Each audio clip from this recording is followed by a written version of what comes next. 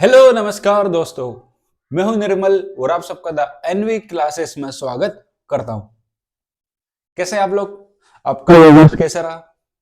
ये जो class record कर रहा हूं मैं आज आज वर्ष का आखिरी दिन है, वो आखिरी शाम है।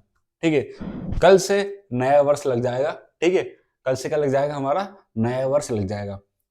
जैसा आपको 2024 यदि अच्छा ना बीता हो, बुरा ना बीता हो, कोई दिक्कत नहीं। यदि बुरा बीता हो या कुछ गलतियां हुई तो उनको सुधार कर 2025 को अच्छा करना है।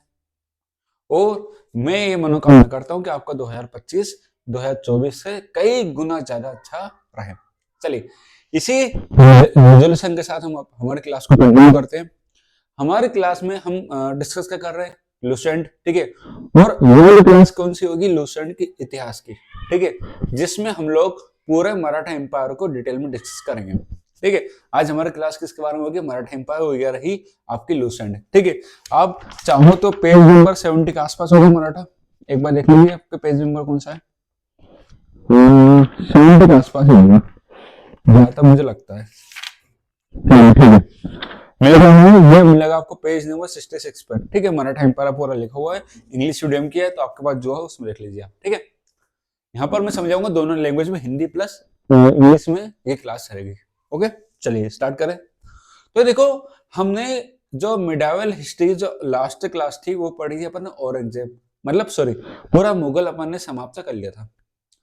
अब जब मुगल समाप्ति की ओर था तो एक नई डायनेस्टी राइज कर रही थी जिसे हम लोग कहते हैं मराठा। क्या कहते हैं? मराठा। ये जो मराठा डायनेस्टी उस समय कहाँ ये अपना को डेवलप कर रही थी? महाराष्ट्र वाले इलाके में। जैसे आज भी आप महाराष्ट्र जाओगे तो आपको मराठी देखने को मिलेंगे। ठीक है, तो मतलब महाराष्ट्र वाले पार्ट में एक मराठा करके वंश है जो अपना आपको ग्रोथ कर रहा था। यानी मराठा कॉन्फिडेंसी क्या कर रही थी? अपना आपको ग्रोथ कर रही थी, यानी मराठा स्टेट। ठीक है, इसको आप ऐसे देख सकते हो, मराठा राज्य का उदय हो रहा है। अब मराठा राज्य ने कब से लेके कब तक रूल किया? 1674 से लेके 1720 तक। देखो, जब मराठा राइज हुआ ना, छत्रपति जी शिवाजी आए, है ना, मराठा एक अपर लेवल पे पहुंच गया। फिर साहू जी आए, संभाजी आए, बालाजी विश्वनाथ आए, बालाजी बाजीराव आए, तो यहाँ तक मराठा अच्छा था। लेकिन फिर क्या हुआ? अंग्रेजों का इंटरफेरेंस भी बढ़ गया इधर से, और बाकी पावर्स भी होने लग गई, राइज होने लग गई। तो पहले के आपस में यूनिट भी थोड़ी थोड़ी कम होने लग गई, है ना। अब अंग्रेजों को भी चाहिए थी पावर, इनको भी चाहिए थी पावर, इधर हैदराबाद भी पावर चाहिए, इनको भी पावर चाहिए। तो आपस में बहुत सारी क्या हुई? फिर लड़ाई हुई, जिसकी वजह से यूनिटी हमें इतनी ज्यादा देखने को बाद में नहीं मिलती। लेकिन शुरुआत में छत्रपति शिवाजी जी ने मराठा राज्य को एक पहचान दी। मैं ये कहूंगा कि मराठा राज्य का उदय किसकी वजह से हुआ? छत्रपति शिवाजी की वजह से। या मैं नहीं कहता हूं, ये इतिहास कहता है। चलिए, तो हम सबसे पहले डिस्कस करेंगे शिवाजी, छत्रपति शिवाजी के बारे में। यदि हम थोड़ा सा उनका पर्सनल जीवन देखें या उनका व्यक्तिगत जीवन देखें तो उनके पिताजी का नाम क्या है? शहाजी भोसले। ठीक है, उनकी माता का नाम क्या है? जीजाबाई। और उनके जो गुरु रहे, गुरु कौन रहे थे उनके? समर्थ रामदास। ठीक है, और उनको क्या हुई थी? अपने पिताजी की तरफ से पूना की जागीर प्राप्त हुई थी 1637 में। क्या प्राप्त हुई थी? पूना की जागीर प्राप्त हुई थी। ठीक है, कब प्राप्त हुई थी ये? 1637 में। तो जब शिवाजी को जागीरदारी प्राप्त हुई थी, बहुत छोटे थे ना, तो पूरा ख्याल किसने रखा था? दादाजी कोंडदेव, है ना। किसने रखा था पूरा ख्याल उनका? दादाजी कोंडदेव। अभी एक वो आ रही, छावा करके एक मूवी आ रही है, वो देखना आप जरूर, है ना, छत्रपति शिवाजी के ऊपर पूरी। आप वो भी देखना, आपने वो भी देखी होगी। अजय देवगन की मूवी थी, है ना, उसमें भी तानाजी में बताया छत्रपति शिवाजी को। ठीक है, ठीक है, चलो। छत्रपति शिवाजी ने अपने जीवन काल में काफी किलों पे अटैक किया और उनके ऊपर कब्जा भी किया। देखो, इस समय मुगलों के सामने सबसे बड़ा चैलेंज क्या था? मराठा। और मराठा औरंगजेब के समय से उदय होने लग गए थे, है ना। तो फिर मुकाबला स्टार्ट यहाँ पर हो जाएगा। ठीक है, होगा कि नहीं होगा? बिल्कुल हो जाएगा। तो देखो शिवाजी, छत्रपति शिवाजी जी 1643 में सिंहगढ़ किले को अटैक करते हैं, उसको कब्जा कर लेते हैं उसके ऊपर। फिर ये जाते रोहिंद, रोहिंद को कब अटैक करते हैं? 1644 में। ठीक है। पुरंदर पे जाते हैं, पुरंदर को कब कैप्चर करते हैं? पुरंदर पर कब्जा कर लेते हैं 1648 में। कब कर लेते हैं? 1648 में। रायगढ़ 1756, और रायगढ़ क्या बनती है बाद में जाके? मराठाओं की राजधानी बनती है। बनती है कि नहीं बनती? बिल्कुल बनती है। फिर आगे बढ़ते चलो। 1659 में अब होता क्या है, यहाँ पर छत्रपति शिवाजी के खिलाफ अलग अलग कॉन्फ्रेंसी स्टार्ट हो जाती है, मतलब अलग अलग षड्यंत्र स्टार्ट हो जाते हैं। एक षड्यंत्र किसने रचा था सॉरी रचा था, ये था आदिल शाह ने। आदिल शाह कौन था? बीजापुर का शासक। कौन था ये? बीजापुर का शासक था। ठीक है। उसने ये खान को भेजा था छत्रपति शिवाजी जी को मारने के लिए, लेकिन ये क्या होगा? पूरी तरह से फेल हो गया था। तब भेजा था इसको 1659 में, है ना। फिर आता है औरंगजेब। औरंगजेब के सामने सबसे बड़ा चैलेंज शिवाजी से, है ना, शिवाजी से। अब होता क्या है कि 1760 में औरंगजेब जो ढक्कन का गवर्नर होता है, उसका नाम है शेषता खान। क्या नाम है उसका? उसका शेषता खान। आज पता नहीं अभी खा लिया कुछ, है ना, तो स्लिप हो रही बार टंग, सॉरी, है ना। मैं क्या कह रहा हूं, औरंगजेब ने दक्कन के गवर्नर को अपॉइंट किया। कौन था वो? शेषता खान। किसको मारने के लिए? छत्रपति शिवाजी जी को मारने के लिए। लेकिन ये खबर पहले शिवाजी जी को लग जाती है ना, तो शिवाजी जी आसानी से टैकल कर लेते, लेकिन टैकल करते समय उनके कई किले मुगलों के पास चले जाते हैं। ठीक है। कुछ मतलब काफी ज्यादा स्ट्रगल करना पड़ता है इसको जीतने के लिए। फिर भी अंत में जीत किसकी होती है? छत्रपति शिवाजी जी की होती है। ठीक है। चलो, हाँ देखो, जब अफजल खां मारने आया था ना, तो शिवाजी को पहले पता लग गया कि मारने आ रहा दरबार में, तो शिवाजी को उसकी मतलब ये मान लो कि खंजर है, खंजर से उसको पहले मार देते। ठीक है। किसको? अफजल खां को। चलो, अब हम समझते हैं आगे। फिर 1674 में शिवाजी जी का राज तिलक होता है, सिंहासन में बैठते हैं, और रायगढ़ उनकी राजधानी, मतलब रायगढ़ उनकी राजधानी बन जाती है।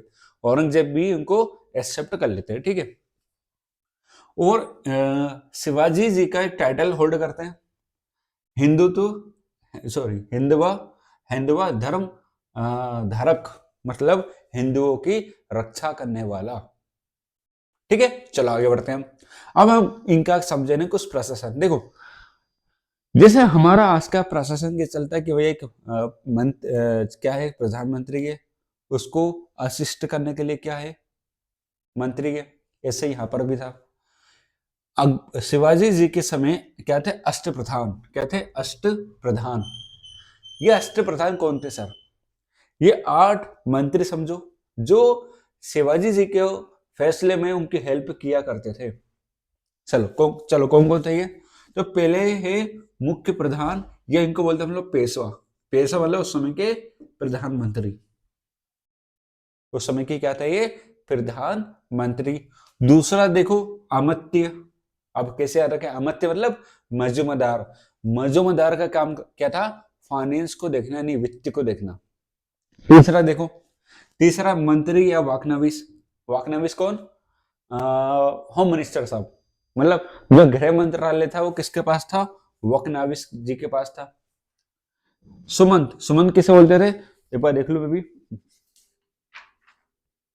सुमंत बोलते थे फॉरेन मिनिस्टर। सुमंत किसको बोलते थे? Foreign minister. ठीक है। फिर आता है सचिव।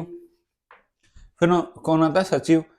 हाँ, सचिव होता था मतलब जो भी रॉयल कॉरेस्पॉन्डेंस है, मतलब जो भी राज में चलेगा उसको अकाउंट, मतलब लेखा जोखा पूरा याद रखना, है ना। कौन? सचिव। सुनाविस, मतलब ये ऐसे याद रख सकते हो आप, जैसे सेक्रेटरी जो काम करता है ना, पूरा प्रशासन को देखता है, ऐसे करके। एक होता है पंडित राव, धार्मिक मामलों में सलाह देना उसका काम था। सेनापति, जो पूरी सेना का हेड होता था उसको बोलते थे सेनापति। एक होता था न्यायाधीश, जो न्याय देने में काम करता था, या मुंशी बोलते थे चीफ जस्टिस उस समय का, ठीक है। चलो आगे बढ़ो, आगे बढ़ो, आगे बढ़ दो, ये क्या होता है। चलो, जो हमारा मराठा स्टेट है, मराठा राज्य में दो तरह के टैक्स काम किया करते थे। एक है चौथ और एक है सरदेश मुखी। चौथ क्या होता था, देखो, चौथ मतलब एक तरह का प्रॉमिस है। कैसा प्रॉमिस है, ये प्रॉमिस किया जाता था मराठाओं के द्वारा किसी राज्य को। राज्य से ये बोला जाता था तुम हमें चौथ दो, है ना, मतलब तुम्हें कितना टैक्स देना में 1/6 जो भी प्रोडक्शन होता है, हम तुम्हें वादा करते हैं कि कोई भी राज्य अदर राज्य तुम्हारे पर अटैक नहीं करेगा। दूसरा सरदेश मुखी। सरदेश मुखी ये समझो कि मराठा अपने वो होता ना, जैसे ये वंश नागुत, ये वंश नागुत है, मतलब ये इसको ऐसे समझ सकते हो कि हमारा वंश है ना, इससे हमारा वंश जुड़ा हुआ है, मतलब कहीं ना कहीं वो हमारी पीढ़ी जुड़ी हुई है उससे। तो वहां से कौन सा टैक्स वसूला करते थे, सरदेश मुखी। ठीक है, इतना क्लियर है। अब आता है संभाजी। चलो, अब शिवाजी जी के बाद छत्रपति कौन बनते हैं, संभाजी। कौन बनते हैं, संभाजी बनते हैं। चलो, जो संभाजी होते हैं ना, वो शिवाजी जी के बड़े बेटे होते हैं। क्या होते हैं, बड़े बेटे। क्या होता है, ये अब राजा राम बन जाता है ना। अब राजा राम जी को हटाकर कौन बनते हैं, संभाजी। लेकिन क्या होता है, संभाजी एक गलती करते थे। गलती क्या करते हैं, जो मुगल शासक होता है इनके समय अकबर सेकंड होता है, ठीक है, अकबर सेकंड की ये कर देते हैं मदद। किसकी हेल्प करते हैं ये, अकबर सेकंड की। जब ये अकबर सेकंड की हेल्प करते, उस समय बैठा रहता है औरंगजेब। औरंगजेब बुलाते इधर आओ भैया। औरंगजेब बोल देता कि जाओ इनको पकड़ के लाओ संभाजी को। तो संभाजी को अरेस्ट कर लेते हैं, संभाजी के बेटे को, संभाजी का बेटा था वो साहू जी, और उनकी वाइफ को अरेस्ट कर लिया जाता है और संभाजी को फांसी पर लटका दिया, यानी इनको फांसी दे दी जाती है। बेटे बच्चे को, उनके बेटे भी साहू जी बचे हैं, ठीक है। अब आगे बढ़ो। अब संभाजी तो चले गए, अब कौन आता है वापिस से, राजा राम। राजा राम को हरा के संभाजी क्या बना, छत्रपति बना दे। वापिस से कौन बैठ जाता है, राजा राम बैठ जाता है। राजा राम को पता है कि भैया कुछ ना कुछ कॉन्स्पिरेसी मेरे खिलाफ भी होगी, तो वो कैपिटल छोड़ के, रायगढ़ जो कैपिटल हुआ करती है उसको छोड़ के क्या चला गया, जिंजी। और जिंजी का बन जाती है कैपिटल। फिर जिंजी से भी चला गया कहा, सतारा। सतारा में उसकी मृत्यु हो जाती है राजा राम जी की, और सतारा ही क्या बन जाती है, मराठाओं की कैपिटल या फिर राजधानी बन जाती है। सही बात है, चलो आगे बढ़ते हैं। फिर भैया क्या होता है, अब इनकी मृत्यु हो गई राजा राम जी की, ठीक है। ये पोस्ट क्रिएट कर देते पंत निधि। पंत निधि मतलब समझ लो हेड उस समय का, ठीक है। अब क्या बोला, राजा राम जी चले गए, अब बच्चा कौन, भैया रूल कौन करेगा, संभालेगा कौन, छत्रपति कौन बनेगा आने वाला। तो अब सबके मन में क्या आ गया सवाल, क्योंकि भैया संभाजी चले गए, राजा राम भी चले गए, तो शिवाजी सेकंड है, तो वो बहुत छोटे हैं अभी। तो शिवाजी जी बहुत छोटे थे, वहां के जो नोबल्स है वो डिसाइड करते हैं, एक काम करते हैं, शिवाजी जी को छत्रपति बनाते हैं। लेकिन उनकी उनकी तरफ से पूरा रूल को संभालेगी ताराबाई। कौन संभालेगी, ताराबाई संभालेगी। ये ताराबाई आई थी राजा राम जी की वाइफ थी, है ना, जहां तक मुझे पता है, एक बार कंफर्म कर लेना आप भी, है ना। ताराबाई संभालेगी। अब भैया उधर से मुगल राज्य किसको छोड़ देता है, मुगल साहू जी को छोड़ दे। साहू जी कौन है, संभाजी के बेटे। साहू जी को छोड़ देता, और जैसे साहू जी आते उनको खबर नहीं लगती ताराबाई पद संभाल के बैठी हुई है। ताराबाई पद संभाल कर बैठी हुई है, तो फिर क्या करें, फिर ताराबाई और साहू जी, वैसे साहू जी आते हैं पहले ताराबाई के बाद कि भैया पद छोड़ दो, क्योंकि पूरा अधिकार मेरा है यहाँ पर छत्रपति बनने का। तो ताराबाई मना कर देती है। तो फिर इनके भी सिर्फ बेटल होता है, बेटा लोग खेड़ा करके, कहा लिखा है बेटा लोग खेड़ा होता है, जिसमें साहू जी जीत जाते हैं। उनकी हेल्प कौन करता है, बालाजी विश्वनाथ। कौन करते हैं, बालाजी विश्वनाथ। अभी आएंगे बालाजी विश्वनाथ पर, है ना। बालाजी विश्वनाथ इनकी हेल्प करते हैं, और साहू जी ये बेटा जीत जाते हैं, और ताराबाई को पहुंचा देते कोल्हापुर। ताराबाई जाओ अब कोल्हापुर रूल करो, सतारा हमें ले दो। ताराबाई चली जाती है हिसाब से कहां पर, कोल्हापुर। और वहीं पर शिवाजी सेकंड को ताराबाई क्या करती है, बड़े मस्त रूल करती है। चलो, अब आते हैं बालाजी विश्वनाथ। वो यहीं से कहने की पेशवा का एक नया रूल स्टार्ट हो जाता है। ठीक है, तो बालाजी विश्वनाथ क्या बनते हैं?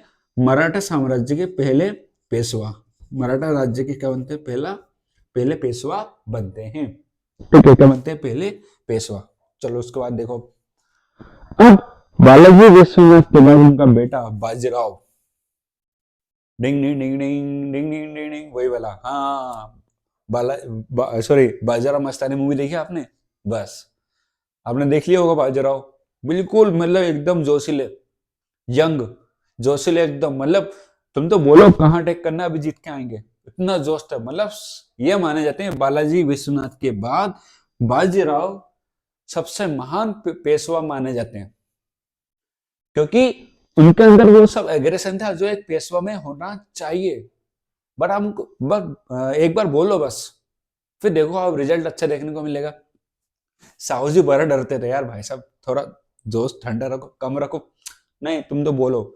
इनका एक कहना था यार, तुम है ना ये छोटी मोटी डलियों पर अटैक करते हो, जड़ काटो जड़, यानी मुगलों को समाप्त करो। क्या यहाँ अटैक करो, वहां अटैक करो, यहाँ अटैक करो, मजा नहीं है। उनका कहना ये था कि डालियां काटने से पेड़ को हानि नहीं पहुंचेगी, जड़ काटो जड़। जड़ का मतलब था उनका मुगल, जड़ मतलब मुगल, मुगल को हटाओ, पेड़ अपने आप गिर जाएगा। मतलब देखो, आप वो सोचते हैं कि मैं अपना परचम कश्मीर से कन्याकुमारी तक फैलाऊंगा, है ना। फिर क्या हुआ, एक बुंदेलखंड के राजा थे छत्रसाल, है ना। छत्रसाल को भैया थोड़ी सी हेल्प लगी, क्योंकि छत्रसाल पर अटैक करने वाला था निजाम, और छत्रपाल छत्रसाल थोड़े से क्या हो गए थे, बूढ़े। ठीक है, तो कहने को सक्षम नहीं थे लड़ने के लिए, तो उन्होंने किसको इनवाइट किया था फिर? बाजीराव को। किसको इनवाइट किया था? बाजीराव को। और कहा जाता है, अब मुझे नहीं पता कितनी सच्चाई है, ये भी कहा जाता है कि युद्ध के बाद ही इससे मुलाकात हुई थी बाजीराव की मस्तानी के साथ, और बाद में बाजीराव खरगोन के पास क्या होते हैं, उनकी मृत्यु हो जाती है, बीमार हो जाते हैं उस समय। देखो, अब जब 17 साल बुलाते हैं बाजीराव को, तो बाजीराव किसको हरा देते हैं? निजाम उल मुल्क, ये निजाम, और निजाम को हरा देते भोपाल के बेटा में, ठीक है। और निजाम से संधि करवा ली, दोहरा सराय की संधि। ठीक है, आपने मूवी में देखा होगा, वो आता ना फिर अटैक, मस्तानी मिल जाती है उनको, दीपिका पादुकोण मिल जाती है, बस हाँ, निजाम का बेटल होता है वो। ठीक है, फिर चलो वही आगे कहानी। फिर खरगोन में क्या होती है, 1740 में की मृत्यु हो जाती है, और खरगोन में क्या है इनका, आपको इनकी समाधि देखने को मिलेगी। ठीक है, चलो अब आता है इनके पास बालाजी बाजीराव। बालाजी बाजीराव बेचारा अच्छा तो था, लेकिन कहीं ना कहीं वो इतना प्रभावी रूप से शासन नहीं कर पाया। मैं कहूँ बहुत अच्छा थे बालाजी बाजीराव, भी बढ़िया थे, लेकिन कुछ लोग ऐसे थे जिनके इंटरफेरेंस की वजह से। हाँ, एक बार सुन लो, सॉरी माफी चाहता हूँ, एक चीज बताना भूल गया। बाजीराव ने सिस्टम स्टार्ट कर दिया था। बाजीराव ने कुछ एरिया चुन ली जहां पर अपने अपने शासक को बढ़ाया, सिंधिया, होलकर, है ना। ये 5 कॉन्फिडेंस बनाई थी, किसने? बाजीराव फर्स्ट ने। कौन कौन से? एक तो सिंधिया, सिंधिया किसको? ग्वालियर वाला क्षेत्र किसको दे दिया? सिंधिया को। इंदौर वाला क्षेत्र किसको दे दिया? होलकर। पवार, धार, धार मतलब मध्य प्रदेश वाला, ठीक है। गाडवाड़ आपका गुजरात, ठीक है। बड़ौदा, बड़ौदा वाला क्षेत्र किसको दे दिया? गायकवाड़, ठीक है। भोसले किसको दे दिया? नागपुर को। नागपुर किसको दे दिया? भोसले को। पेशवा खुद तो सही, ठीक है। चलो अब वापस से जाओ बालाजी बाजीराव। बालाजी बाजीराव को प्यार से बोलते नाना साहिब। वो मूवी देखी बाजीराव वाली? वो आखिर में लड़का आता है, हाँ वही, दोनों को अरेस्ट कर लेता है, मस्तानी को, हाँ मस्तानी को अरेस्ट कर लेता है, ठीक है। वही, हाँ ये वही है नाना साहिब। पर नाना साहिब के समय क्या होता है, अब देखो, हमने भी देखा था अहमद शाह के समय आता है अहमद शाह अब्दाली, शासक था अहमद शाह, उसके समय आता है अहमद शाह अब्दाली। जब अहमद शाह अब्दाली वापस गया तो उसने अपने एक आदमी को बैठा के चला गया पंजाब पे, पंजाब में।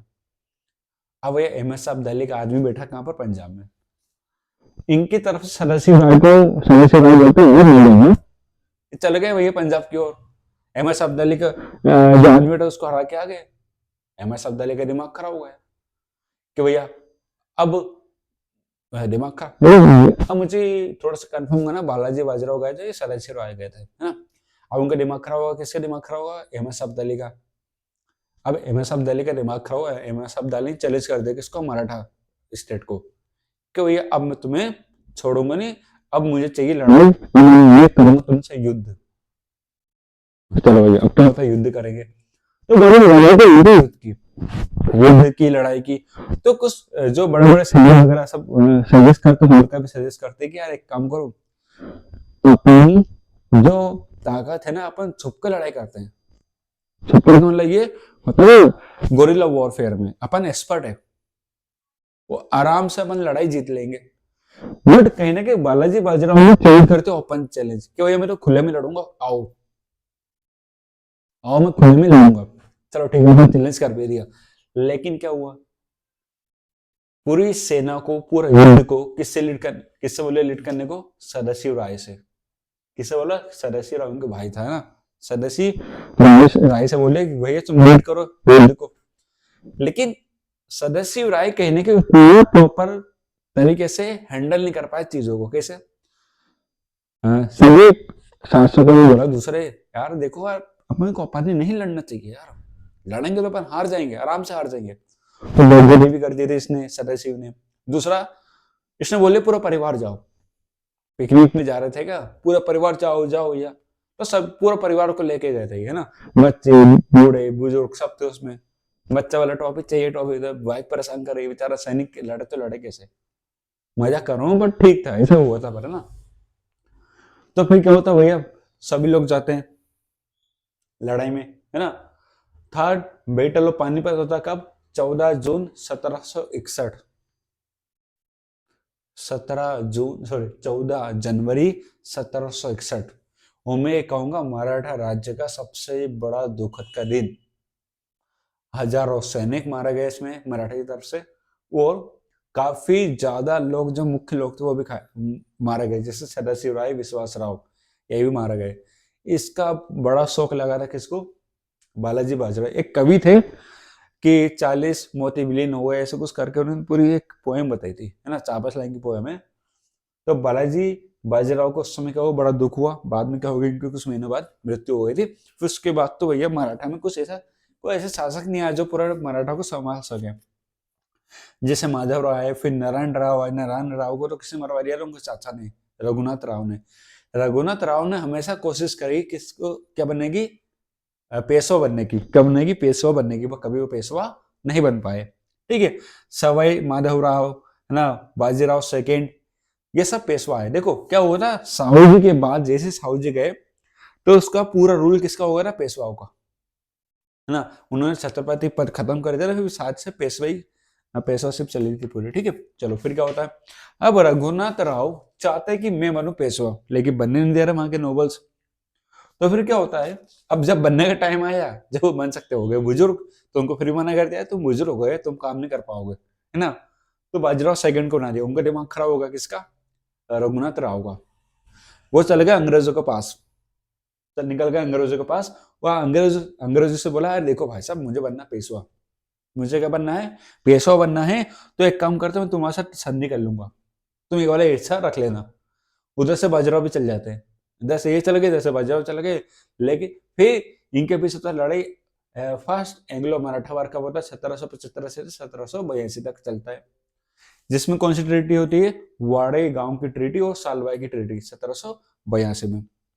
इस ट्रीटी में क्या होता है, पूरा का पूरी पावर, मतलब कहने के आधे से ज्यादा पावर किसके हाथों में चली जाती है? ब्रिटिश के हाथों में। काफी ज्यादा बेइज्जती झेलना पड़ती है मराठाओं को इसमें, ठीक है। फिर आती है सेकंड एंग्लो मराठा वार, ठीक है। इसमें ये भी है कि आपका जो सेकंड एंग्लो मराठा वार है वो हुआ था आपका 1803 1706 में। इसमें क्या हुआ था, उन्हें ट्रीटी सबसे पहले अलायंस साइन कर लिया वॉरेन हेस्टिंग के साथ। सबसे बड़ी गलती तो ये करी आपने, ये बोल लिया कि हाँ हमारे यहाँ बैठो, कोई दिक्कत नहीं, हमको तुम्हारी पूरी सेना को संभालेंगे। के बाद खुद के पास पैसे नहीं थे उस समय, फिर भी इन्हें वादा कर दिया हम पूरी सेना को संभालेंगे। फिर क्या होता, पूरा एरिया किसके पास चले जाता है?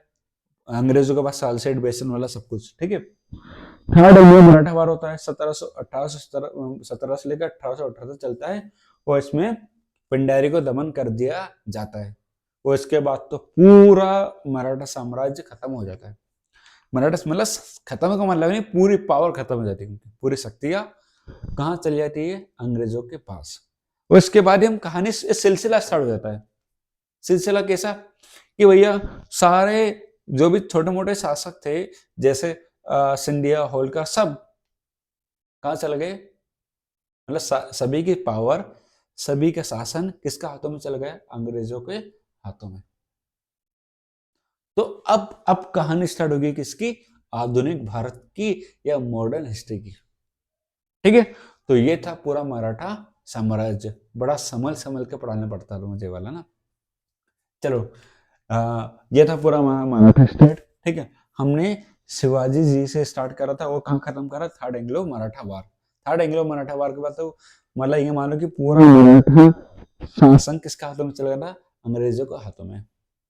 ये तो होती है ना, अब देखो, एक लालच छा गया था, मतलब लालच छा गया। रघुनाथ राव बोल रहा कि मुझे पैसे बनाओ, और बाकी मराठा उसको बनने नहीं दे रहे। एक आदमी आया, पैसों बनने की चाह रखी, बाकी ने उसको बनाना नहीं चाहा। गलती उनकी भी नहीं, गलती इनकी भी नहीं थी, और कहीं ना कहीं डिसयूनिटी फैली। इधर से थर्ड बैटल पानीपत भी रीजन मान सकते हो आप। ठीक है, क्यों भैया? डिक्लाइन, मतलब डिक्लाइन का सबसे बड़ा रीजन आप थर्ड बैटल पानीपत, बस यहीं से तो मराठा डिक्लाइन होना स्टार्ट हो गया, तो कुछ बच्चे ही नहीं थे बेचारे फिर, है ना।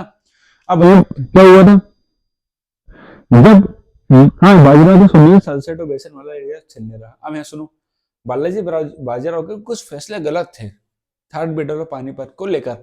जब अपनी ताकत भैया क्या है, क्या ताकत अपनी? गोरिल्ला वॉर, है ना। अपन सैनिक तैयार करो। एमएस अब्दाली है बहुत बड़े लीडर थे, पहले वो तो पंजाब जाने की मना कर थी कि मत जाओ भी, क्योंकि अपन इतने पावरफुल नहीं है अभी। अब जैसे बाजीराव जाता तो कोई दिक्कत नहीं, अभी बालाजी बाजीराव गए, लेकिन उनके पास सेना इतनी अच्छी नहीं थी, फिर भी गए, है ना। गए तो गए, चलो माफी मांग के बिठा देते। तो होता ना कि नहीं, ये मराठा है कैसे छोड़ो, वो भी सही थे, वो भी गलत नहीं थे, गए। अब वो हमेशा अब्दाली का दिमाग खराब हो गया, उसकी सेना अपनी सेना में फर्क नजर, मतलब फर्क साफ साफ दिख रहा था। तो थोड़ा समय लेते हैं, बोल देते हाँ भैया रुको, 1 साल 2 साल बाद टेक कर देना, हम हमारी सेना तैयार कर ले, फिर लड़ो बराबरी का। लड़ाई होगी फिर तो। हमारी उतनी सेना स्ट्रॉन्ग नहीं थी, ऊपर से लीडर, एक अच्छी लीडरशिप होना चाहिए। आपने भेजा किसको? सदाशिव राय को। अच्छी लीडरशिप थी नहीं उनमें, बिल्कुल भी नहीं थी लीडरशिप। तो अच्छा लीडर का होना बहुत जरूरी होता है। यदि आप किसी लड़ाई को करते हो, किसी लड़ाई को लड़ते हो, तो लीडरशिप के बिना कोई लड़ाई नहीं जीती जा सकते हो। ऐसा यहाँ पर भी हुआ था, थर्ड बैटल पानीपत आराम से हार जाता अहमद अब्दाली। यदि बड़ी सेना भी हो, आपके पास सेना कम है, आप इतनी स्ट्रॉन्ग सेना नहीं है, लेकिन आपकी रणनीति अच्छी है, तो आप आराम से हरा सकते हो, आराम से। तानाजी मतलब इतने अच्छे सेनापति थे वो भी, कितनी बड़ी बड़ी लड़ाई लड़ी उन्होंने, है ना। इधर देखो बाजीराव, रणनीति के साथ कितनी लड़ाई लड़ी उन्होंने, सभी जीते, है ना। ऊपर से छत्रपति शिवाजी जी को देख लो आप, संभाजी जी को देख लो, साहू जी को देख लो, बालाजी विश्वनाथ जी को देख लो, है ना। कहीं ना कहीं बालाजी बाजीराव की बात तो कहानी थोड़ी सी हमें इतनी अच्छी देखने को नहीं मिलती है। चलो ठीक है, तो ये था पूरा मराठा स्टेट। अगले क्लास हमारी हो सकता है सीबीएसई की हो जाए, एनसीईआरटी की क्लास ले लें, तो ये पूरा मराठा मैंने खत्म करवा दिया है। अब आपकी जो क्लास स्टार्ट होगी वो होगी मॉडर्न इंडिया की, यानी आधुनिक भारत की। ठीक है, ठीक है। अपन फर्स्ट बैटल ऑफ पानीपत है, वो तो तीनों बैटल ऑफ पानीपत पढ़ लिया, पानीपत बैटल की लड़ाई खत्म। हाँ, अब जो 1857 का बैटल, अब वो पढ़ेंगे, ठीक है, अगली क्लास में। चलिए, तो फिर मुलाकात करेंगे आपसे अगले क्लास में। ज्यादा से ज्यादा लोगों तक पहुंचाओ क्लास को, है ना। ज्यादा से ज्यादा बच्चों तक क्लास शेयर करो। फ्री में कंटेंट मिल रहा है भैया, क्यों 1000 रुपये देके पढ़ना जब फ्री में पढ़ा रहा हूँ तो। हाँ, जानता हूँ थोड़ा सा अनुभव की कमी है, लेकिन जितना संभव हो सकता है उतना अच्छा दे रहा हूँ, है ना। पूरे लूसेंट का फिल्टर करके दे रहा हूँ, ऐसा नहीं पूरी लूसेंट छाप दी मैंने, यहाँ छापी नहीं है, यहाँ फिल्टर करके उसको रखा है मैंने। अब ये 1-2 पेज की कहानी या 8-10 पेज में है, या एक पेज एक बोर्ड पे पूरी कहानी लिख दी मैंने। ठीक है, थोड़ा फर्क नजर आता है कि नहीं आता? चलिए, तो फिर मिलते हैं आपसे नेक्स्ट क्लास में। अपना ध्यान रखिए, और सभी को नव वर्ष की हार्दिक शुभकामनाएं। इस नव वर्ष को बड़े जोश और एक पॉजिटिव के साथ स्टार्ट करेगा। चलिए, फिर मुलाकात करेंगे नेक्स्ट क्लास में। जय हिंद, जय भारत।